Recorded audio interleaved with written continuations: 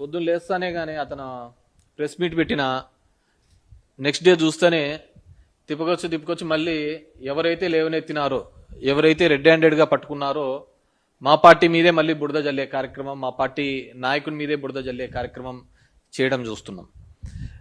నిన్న మా జోగి రమేష్ కూడా ప్రెస్ మీట్ పెట్టినాడు. ఐఎమ్ రెడీ ఫర్ ది లై డిటెక్ట్, కానీ దీంట్లో కూడా నేను రెడీగా ఉన్నాను, చెక్ చేయండి, మీరు నాకు దీంట్లో గన దోషిగా తేలితే నేను ఏ దానికైనా కానీ సిద్ధమే అని చెప్పినారు.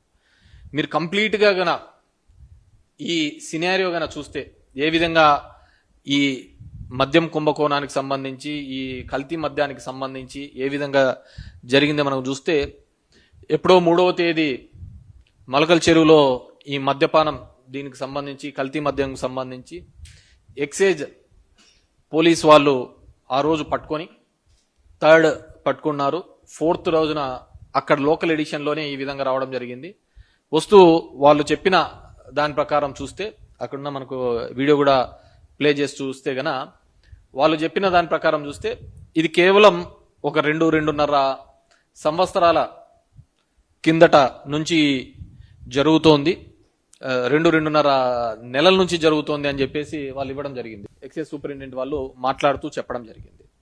కానీ ఈరోజు కథనాలు చూస్తే అది 2.5 సంవత్సరాలు 3 సంవత్సరాల నుంచి జరుగుతోంది. దీనికంతా వైసీపీ హయాంలోంచే మొదట ఆఫ్రికా నుంచి అన్నారు, మళ్ళీ దాని తర్వాత ఇప్పుడు లోకల్గా ఉన్న జోగి రమేష్ ద్వారా జరిగిందని చెప్పి ఒక పొలిటికల్గా తీసుకొని రావడం జరుగుతుంది. నేను ఒకటే చెప్పదలుచుకున్నా, 3వ తేదీ ఇది లోకల్ పేపర్లో వచ్చిన తర్వాత మళ్ళీ 6th వరకు ఎక్కడే కానీ ఏ పేపర్లోనూ రావటం లేదు. ఎప్పుడైతే వైఎస్ఆర్ కాంగ్రెస్ పార్టీ కల్తీ మద్యం గురించి పలు అంశాలుగా ప్రస్తావించడం జరిగిందో, జోగి రమేష్ డైరెక్ట్గా స్పాట్కు పోయి ఇది నారావారి సారా అని చెప్పేసి ఎగ్జిబిట్ చేయడం జరిగిందో, బయట పెట్టడం జరిగిందో, ఆ రోజు నుంచి కూడా దీని మీద మేము పెద్దగా యాక్షన్ తీసుకుంటున్నామని చెప్పేసి చేయడం జరిగింది. దానిలో ఉన్న జయచంద్రారెడ్డి అదేవిధంగా జనార్దన్ అనే వాళ్ళను ఇద్దరిని సస్పెండ్ చేస్తున్నట్టుగా చెప్పడం జరిగింది. ఈ జనార్దన్ అనే అతను సౌత్ ఆఫ్రికా నుంచి ఒక వీడియో రిలీజ్ చేయడం జరిగింది. ఆ వీడియోలో మనం బాగా చూసాము అంటే, నాకు ఇది సంబంధం లేదు, నాకు ఆరోగ్యం బాగాలేకుండా ఇక్కడికి వచ్చాను అని చెప్పిన అతను ఎంత ధైర్యంగా, ఒకవేళ ఇక్కడ కేసెస్ ఉన్నాయని విత్ ఇన్ 2 days ఎంత హుందాగా ఎయిర్పోర్ట్ నుంచి బయటకు వచ్చినాడో మనం చూస్తున్నాం. ఎయిర్పోర్ట్ నుంచి బయటకు వచ్చినారు. అతనికున్న ఈ కోర్టుకు సబ్మిట్ చేసిన దాంట్లో కూడా, రిమాండ్ రిపోర్ట్లో కూడా ఆయన్ని తీసుకొని వచ్చినాము, ఈ విధంగా 12 ఎవరో కొద్దిమంది మీడియేటర్ సహాయంతో, ఎవరా మీడియేటర్లు, ఎవరేం మీడియేట్ చేసినారో వాళ్ళు తెలియదు, వాళ్ళు ఏం మీడియేట్ తీసుకొని వచ్చి ఇతనికి ఇది చేసినారు. తీసుకొని వచ్చిన తర్వాత ఆయన రాత్రి ఒక వీడియో రిలీజ్ చేస్తాడు, చేతులు కట్టుకొని పక్కన ఎవరో అతనికంతా నేర్పిస్తున్నట్టుగా, ట్యూటరింగ్ చేస్తున్నట్టుగా, అంతే కదా సార్, ఇదే కదా సార్, చెప్తున్నాం కదా సార్, ఈ విధంగా చేశారు. జోగి రమేష్ ఇతను 2.5 సంవత్సరాలుగా మేము వ్యాపారంలో ఉన్నామంట, జయచంద్రన ఇదైతే మలకల్ చెరువులో అయితే చంద్రబాబు నాయుడు గారికి చెడ్డ పేరు వస్తుందంట. ఈ చందమామ కథలన్నీ అల్లుకుంటా రావడం జరుగుతుంది. మేము ఒకటే చెప్తున్నాం, మా వాళ్ళు ఏదైనా ఒక చిన్న ఊర్లో ఒక ఫ్లెక్సీ కట్టాలంటేనే పోలీసు వాళ్ళు వచ్చి అడ్డం పడి చేస్తా అంటారే, ఒక చిన్న పోస్ట్ పెడతా అంటేనే పోలీసు వాళ్ళు వచ్చి చేస్తా అంటారే, అలాంటిది ఇంత పెద్ద ఒక దందా నడుస్తోంది, ఒక దందా చేస్తున్న దానికి వైసీపీ వాళ్ళు చెప్పినాడని ఎంత ధైర్యం ఉంటే జనార్దన్ రావు గారు చేస్తారు చెప్పండి? జనార్దన్ రావు ఒక వైసీపీ అతను చెప్పాడని చెప్పి జనార్దన్ రావు ఇంత పెద్ద స్కెచ్లో చేస్తాడా? గవర్నమెంట్లో ఇలాంటివి ప్రోత్సహించకపోయింటే, నేను సింపుల్ థింగ్ చెప్తాప, మా గవర్నమెంట్ ఉన్నప్పుడు టు బీ హానెస్ట్ చెప్తున్నా, హైదరాబాద్ నుంచి కానీ బెంగళూరు నుంచి కానీ ఒక 2 బాటిల్ తీసుకొని వచ్చా అంటే పోలీసు వాళ్ళు అడ్డం పడి నిలబెట్టేసి జైల్లో వేసిన సందర్భం. ఓ 2 బాటిల్ తీసుకొని రావడానికి, దానికి ఓ అని మా మీద అందరూ బాధపడిన సందర్భం, 2 బాటిల్ తెచ్చుకోలేరా అయ్యా అని చెప్పేసి. ఈరోజు పాపం 2 బాటిల్కి సంబంధం లేకుండా ఒక కుటీర పరిశ్రమే మొదలు పెట్టేసి గ్రామాన కూడా మొదలు పెట్టినారు. ఎందుకు వస్తుంది ఈ విధంగా కల్తీ మద్యం? ఎందుకు ఏ విధంగా తయారైతుంది?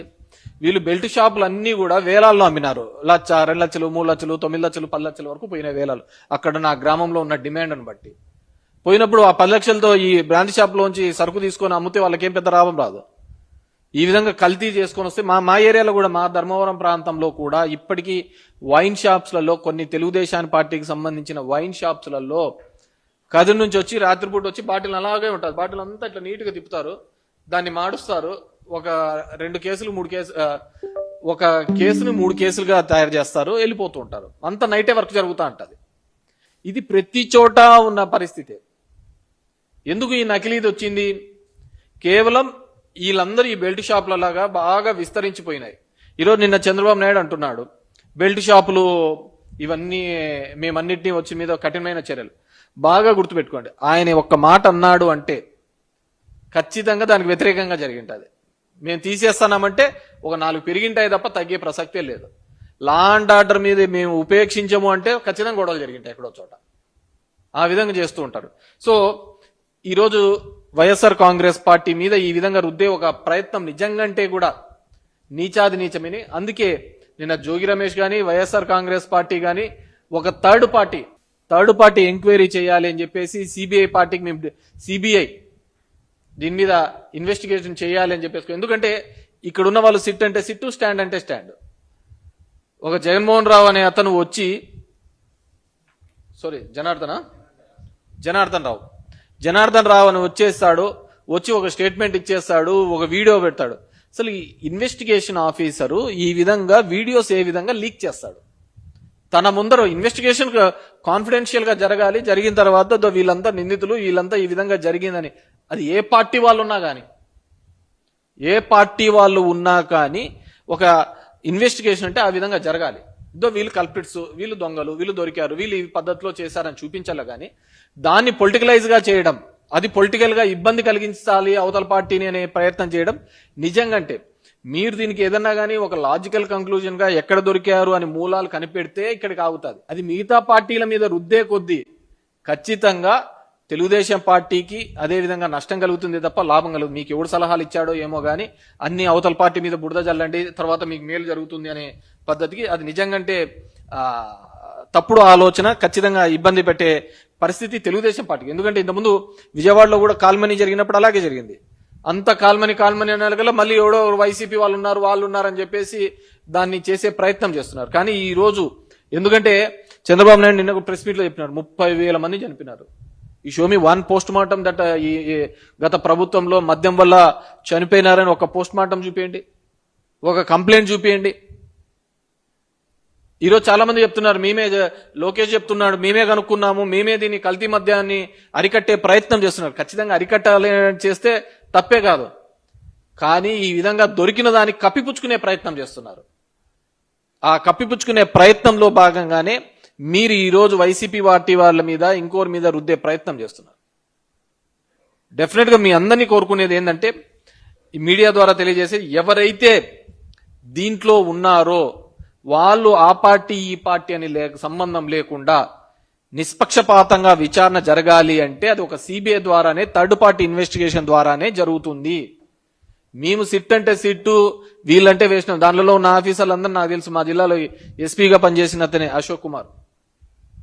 మా దాంట్లో ఒక ఎస్ఐ రెడ్ హ్యాండెడ్ గా దొరికిపోయినాడు, ఒక అతన్ని డబ్బులు అడిగినాడని చెప్పేసి, సురేష్ అని. నేను కంప్లైంట్ ఇవ్వడానికి పోయినా ఆయన దగ్గర పోతే ఆయన అన్న మాటలు ఏంటంటే వీళ్ళకి ఫోన్లో ఎట్లా మాట్లాడాలో తెలియదు అన్నాడు. ఫోన్లో డబ్బులు అడుగుతా వాయిస్ రికార్డింగ్ దొరికితే ఒక సూసైడ్ ని హత్య కిందికి చేసే దాని మీద అది రికార్డింగ్ దొరికితే మేము తీసుకుపోయి ఇచ్చినాం అతనికి. ఇస్తే ఆయన అన్న మాటలు ఇదే, వీళ్ళకు ఎట్లా ఫోన్లో మాట్లాడలేదు తెలియదు అని చెప్పేసి. అంటే అతను దీనికి వేసినారు. సో అప్పుడు అది కూడా అప్పుడు టీడీపీ టైంలోనే ఆయన మాకు ఎస్పీగా ఉన్నాడు. నేను నో డౌట్ ఖచ్చితంగా దీని మీద ప్రెజర్స్ ఉంటాయి. ఎందుకంటే ఇది జనం యొక్క ప్రాణాలతో చెలగాటమాడుతున్నారు, జనం యొక్క ప్రాణాలతో చెలగాటమాడుతున్నారు. కాబట్టి ఐ రిక్వెస్ట్ దిస్ గవర్నమెంట్ ఖచ్చితంగా సిబిఐ ఎంక్వైరీ చేయాలి. ఎందుకంటే దీంట్లో ఎక్కడే గాని మీ ఇన్వెస్టిగేషన్ లో గాని మీరు మీ పేపర్లలో వచ్చే కథనాలు గాని కథలు గాని ఏవే గాని లింక్ కావటం లేదు, ఎక్కడో ఒకటి మిస్ అయితా పోతున్నాయన్నమాట. సో ఇవంతా లింక్ కావాలి, ఖచ్చితంగా ఈ కల్ప్రిట్స్ బయటపడాలి. మీకు నిజంగా చిత్తశుద్ధి ఉంది, మీ పార్టీకి తెలుగుదేశం పార్టీకి కూటమికి చిత్తశుద్ధి ఉందంటే ఖచ్చితంగా దీంట్లో కల్ప్రిట్స్ ఎవరో బయటపడాలి. పవన్ కళ్యాణ్ ఎక్కడ పోయినా నాకు అర్థం కావటం లేదు.